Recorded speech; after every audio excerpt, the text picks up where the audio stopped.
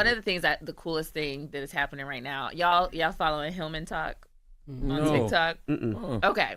So this is why I love Black women. Like, we the 92% supposed to be sitting down chilling, and we done created a whole HBCU online on TikTok in the last 7 days. Yeah. So a Black professor, she put a video out about African American Studies class for her 36 students. It is now a place where 20 plus PhDs, all Black folks teaching African American studies, teaching the art of resistance, teaching economic power. That's self-organizing, right? I think right now, one of the things we have, our people have been through many, many things. And one of the best things you can do right now is to educate yourself on how to sustain oppression. You're saying Dr. Barlow. Dr. Barlow, yes.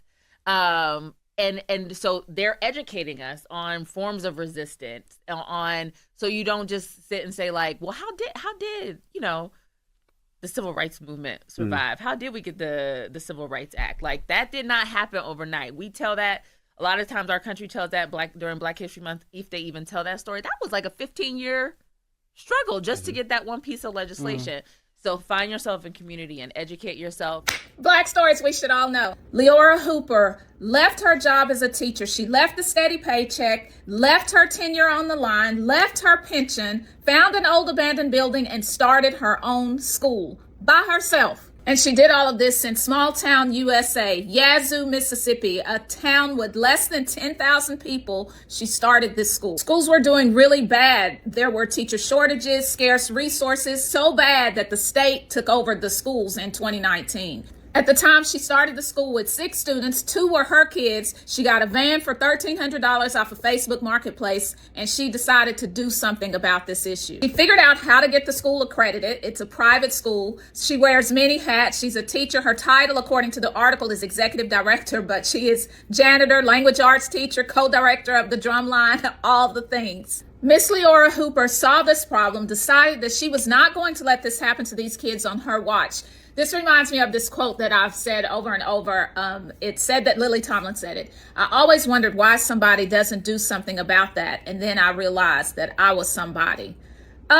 Miss Leora Hooper, we salute you and this amazing work that you are doing. My name is Rhonda Thomas, and I serve as the executive director of Faith in Florida, where we organize faith leaders and congregations across the state around racial, economic, and social justice.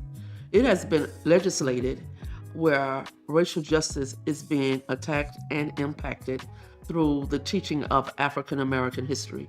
It has impacted our educators, our professors.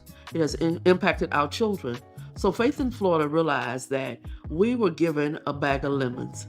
We've taken those lemons and now turning it into lemonade. We're organizing faith leaders across the state, and even those out of state has joined us, where we will teach African American history from our congregations.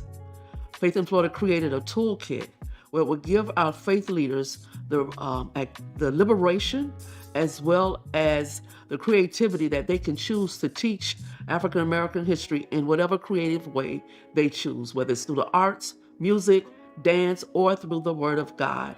If you want to learn more about our toolkit, we invite you to visit our website, faithinflorida.org, where you can learn it, teach it, protect it, because African American history is not a crime.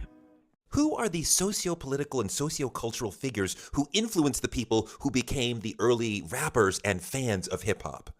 Who created the people who made hip-hop? We will be going through several of those figures this week. Perhaps the most important figure in the entire constellation of people who helped create hip-hop, perhaps the most important non-musical influencer of them all, Malcolm X.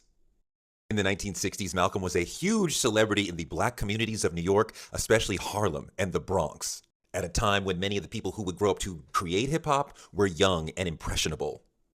Malcolm's telegenic eloquence and his joy of rocking the mic with intelligence and swagger makes him sound like a rapper without a beat.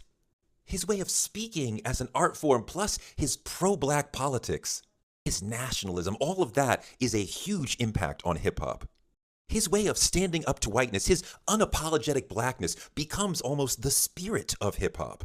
It would be almost silly to sit here and name who are the sons of Malcolm X. His political influence is clear on people like Chuck D, Tupac, and Dead Prez.